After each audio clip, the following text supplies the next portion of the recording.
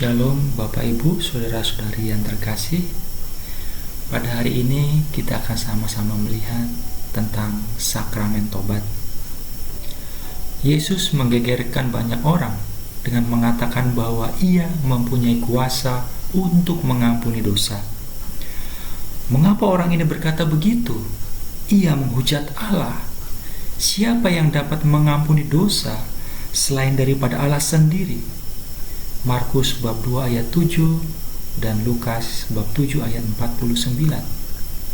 Sebagai putra Allah, Yesus mempunyai kuasa untuk mengampuni dosa-dosa, dan Ia memberi kuasa yang sama kepada para rasul.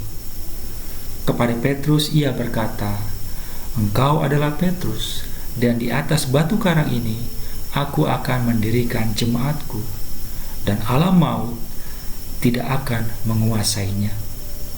Kepadamu akan kuberikan kunci kerajaan surga.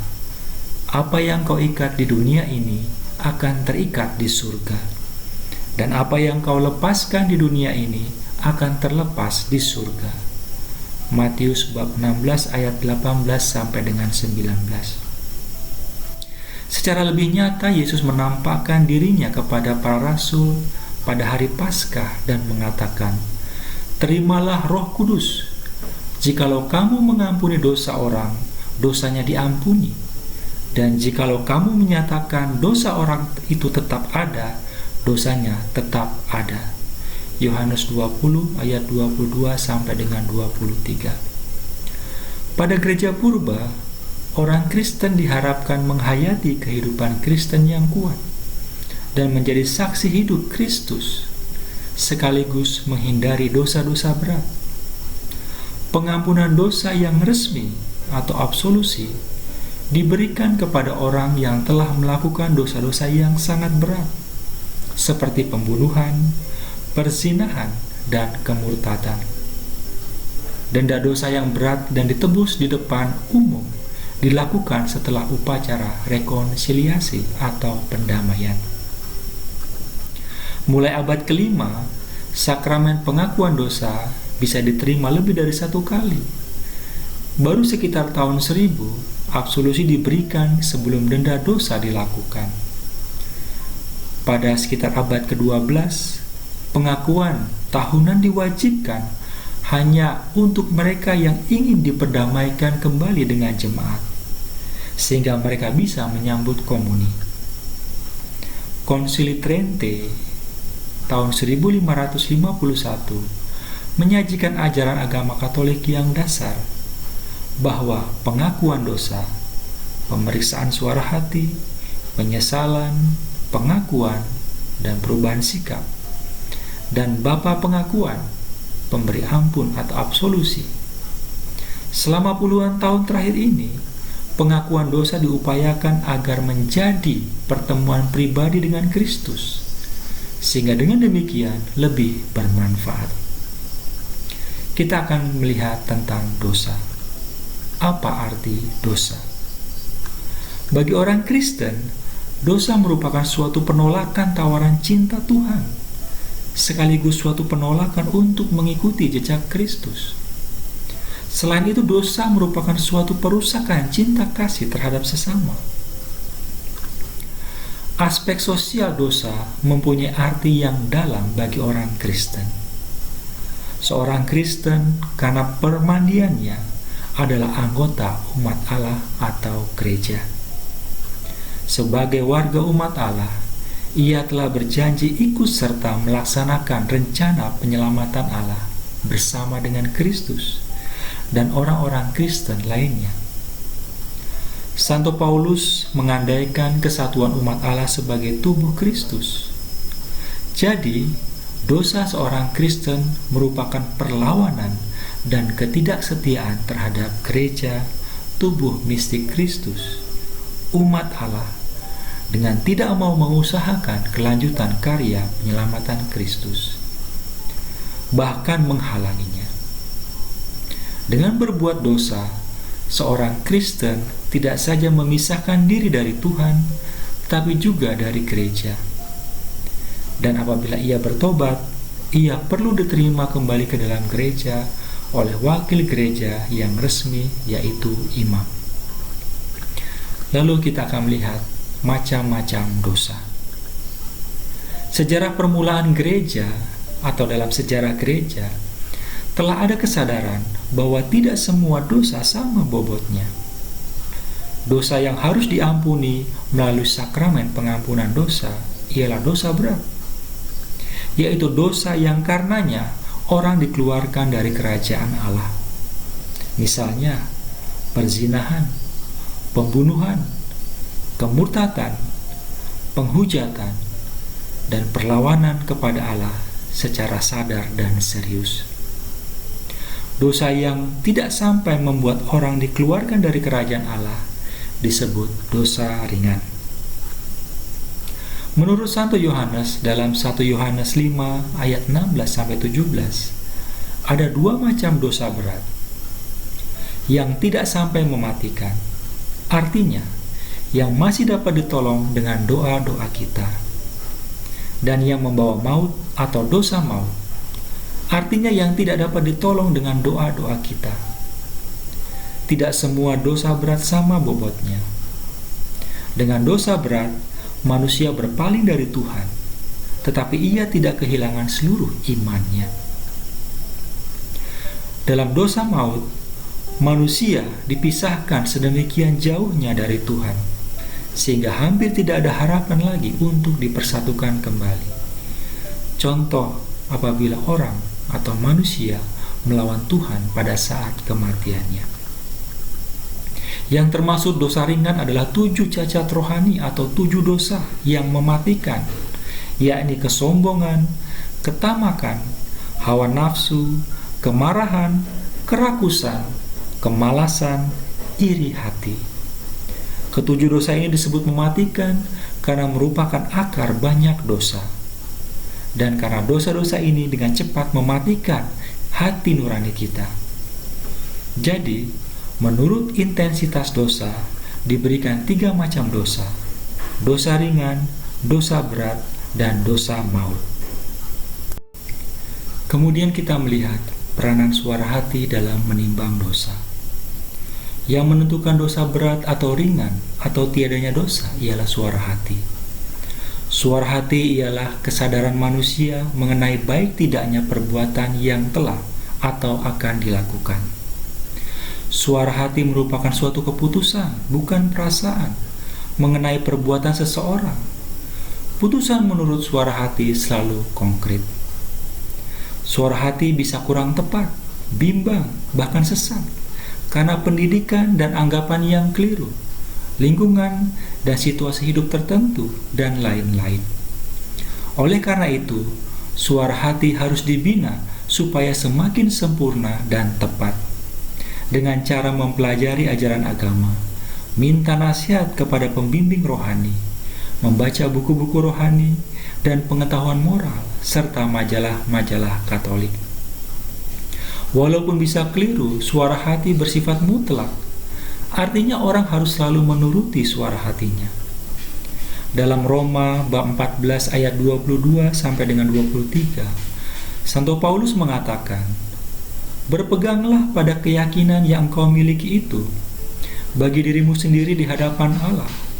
Berbahagialah dia yang tidak menghukum dirinya sendiri dalam apa yang dianggapnya baik untuk dilakukan, dan segala sesuatu yang tak berdasarkan iman adalah dosa." Konsili Vatikan II menyatakan dalam dekrit tentang kebebasan agama nomor 3, dalam semua aktivitas, manusia harus mengikuti suara hatinya dengan setia. Selanjutnya kita melihat sesal hati atau tobat. Sesal hati merupakan syarat mutlak untuk memperoleh pengampunan dosa. Sesal hati bukanlah rasa sesal. Sesal hati tidak mutlak terdiri dari perasaan-perasaan seperti kapok, putus asa, bosan, tidak enak, ataupun air mata. Sesal atas dosa selalu ada hubungannya dengan Tuhan. Sesal tak sempurna terjadi apabila manusia menyesali dosa-dosanya karena takut kepada Tuhan yang menjatuhkan hukuman. Sedangkan sesal yang sempurna timbul bila manusia sadar telah mengecewakan cinta kasih Allah atau karena cintanya kepada Allah. Sesal tak sempurna sudah cukup untuk pengakuan dosa. Dalam pengakuan dosa, sesal tak sempurna itu menjadi sempurna karena diberi absolusi. Manusia menerima kembali cinta Tuhan. Sedangkan sesal sempurna begitu kuat sehingga dalam pengakuan dosa, segala dosa diampuni termasuk dosa berat. Kedua macam sesal itu disebut dalam doa tobat.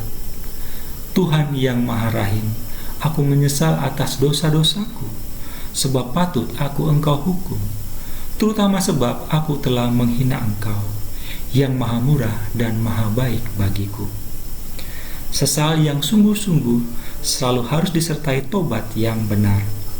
Artinya, si pendosa harus berpaling dari perbuatannya yang jahat dan mempunyai niat yang teguh untuk menjauhi dosa. Inilah yang disebut metanoia, yang artinya memutarbalikkan diri, yaitu kembali kepada Allah. Metanoia lebih daripada tobat, karena mengungkapkan suatu perubahan yang menyeluruh, suatu perubahan yang mengarahkan manusia secara total kepada Tuhan. Metanoia menuntut suatu perbaikan mentalitas, suatu perubahan pemikiran dan kehendak. Oleh karena itu, niat teguh untuk tidak berbuat dosa lagi menjadi ujian nyata terhadap kesungguhan tobat kita. Kemudian kita melihat pemeriksaan batin. Sakramen pengakuan dosa bukan saja diadakan Kristus supaya dosa kita diampuni, melainkan juga supaya kita memperbaiki hidup kita sebagai orang Kristen. Maka kita perlu mengadakan pemeriksaan batin yang mendalam untuk mengetahui dosa apa yang telah kita lakukan dan perlu diperbaiki. Pemeriksaan batin seperti ini penting untuk mengenal diri kita sendiri.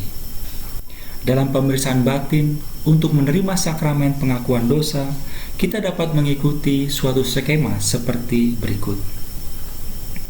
Pertama, bagaimanakah tingkah laku saya terhadap Tuhan berkaitan dengan perintah Allah yang pertama, kedua, dan ketiga. Lalu, bagaimanakah tingkah laku saya terhadap orang tua dan orang-orang yang mewakili Tuhan berkaitan dengan perintah keempat? Bagaimanakah tingkah laku saya terhadap sesama manusia berhubungan dengan perintah kelima, keenam, 7, dan 8? Lalu bagaimanakah tingkah laku saya terhadap diri sendiri dengan keinginan yang tak teratur berhubungan dengan perintah 9 dan 10? Pada dasarnya, ke-10 perintah Allah ini berlaku bagi setiap orang Kristen. Kita melihat tingkah laku kita sebagai murid Yesus yang dipanggil kepada kesempurnaan hidup. Sebagai anggota umat Katolik, kita wajib memenuhi hukum-hukum gereja. Pengakuan dosa-dosa berat dan ringan. Semua dosa berat yang dilakukan setelah permandian harus diakukan dengan terang dan lengkap. Dosa berat yang terlupakan tanpa disengaja sungguh-sungguh diampuni.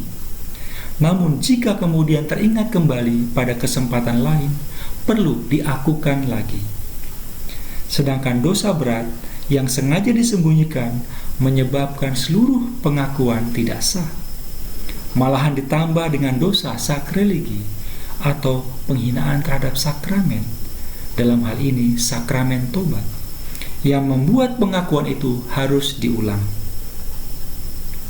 Dosa-dosa ringan pada umumnya tidak wajib diakukan, akan tetapi akan sangat berguna bagi si pendosa untuk mengakukan dosa-dosa ringan ini.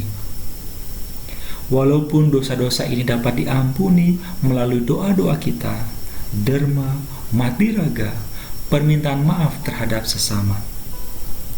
Hendaklah kamu saling mengaku dosamu dan saling mendoakan supaya kamu sembuh. Yakobus 5 ayat 16. Atau bisa juga lewat perayaan Ekaristi dan sakramentali, berkat imam, air suci, salib abu di dahi. Namun dosa-dosa ringan baik juga diakukan dalam sakramen pengakuan dosa. agar kita bisa memperoleh belas kasih Allah dan rahmat-Nya sebagai sarana untuk menghindari dosa. Kebiasaan mengakukan dosa-dosa ringan secara teratur merupakan dorongan Roh Kudus yang sangat penting bagi orang yang mau menjalani kehidupan kudus. Apa itu absolusi?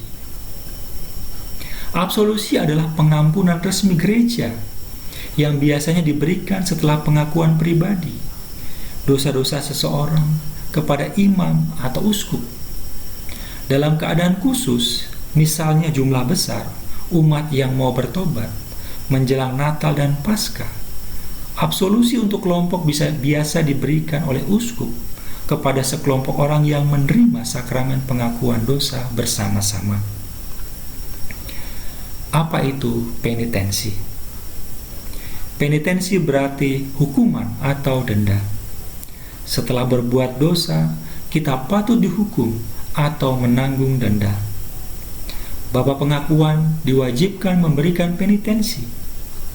Penitensi bisa berupa doa-doa, misalnya 5 kali Bapa kami dan lain-lain, atau semacam mati raga, atau bisa juga dirundingkan dengan orang yang bertobat atas usulnya. Kapan kita mengakukan dosa? Kita dianjurkan untuk menerima sakramen pengakuan dosa sebelum perayaan-perayaan besar seperti Paskah dan Natal, sebelum menerima sakramen perkawinan, sebelum memulai suatu tugas penting dan berat, juga pada saat kita mengalami pencobaan atau kelemahan.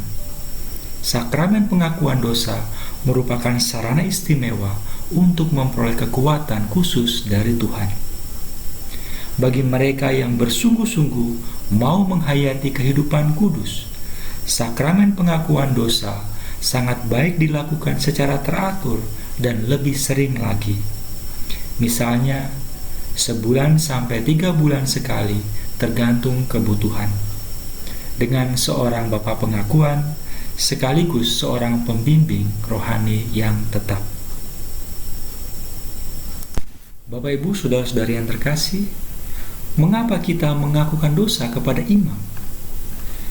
Yesuslah yang mengampuni dan memberikan kepada kita kepastian bahwa hubungan kita dengan Tuhan dieratkan kembali. Imam bertindak sebagai wakil Kristus lewat pentabisan dan menggunakan kuasa Kristus itu untuk mengampuni dosa dan memperdamaikan pendosa dengan Tuhan. Ada beberapa alasan mengapa Yesus melimpahkan kuasa mengampuni kepada para imam. Pertama, mereka memakai manusia melanjutkan karya di dunia merupakan cara Tuhan bekerja.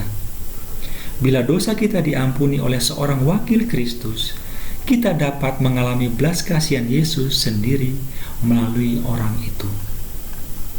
Kedua, karena dosa memiliki dimensi sosial, imam tidak hanya mewakili Yesus Kristus, tetapi juga gereja atau komunitas Kristen seluruhnya. Ketiga, kuasa pengampunan tidak hanya sampai pada para rasul, tetapi diteruskan oleh para imam, karena pengampunan dosa terus berlangsung selama dosa ada di dunia. Keempat, kuasa pengampunan hanya diberikan kepada para rasul dan imam, sama halnya dengan pembaptisan diberikan kepada manusia lewat mereka, kecuali baptis darurat. Kelima, imam diberi kuasa memberikan pengampunan kepada mereka yang benar-benar bertobat dan menolak mereka yang tidak sungguh-sungguh menyesali dosa. Dan yang terakhir, imam bisa menghibur dan menyemangati mereka yang menyesali dosa-dosa, atau bahkan berdoa bersama mereka untuk penyembuhan daerah-daerah dosa tertentu atau kegagalan-kegagalan dalam hidup mereka. Tuhan memberkati.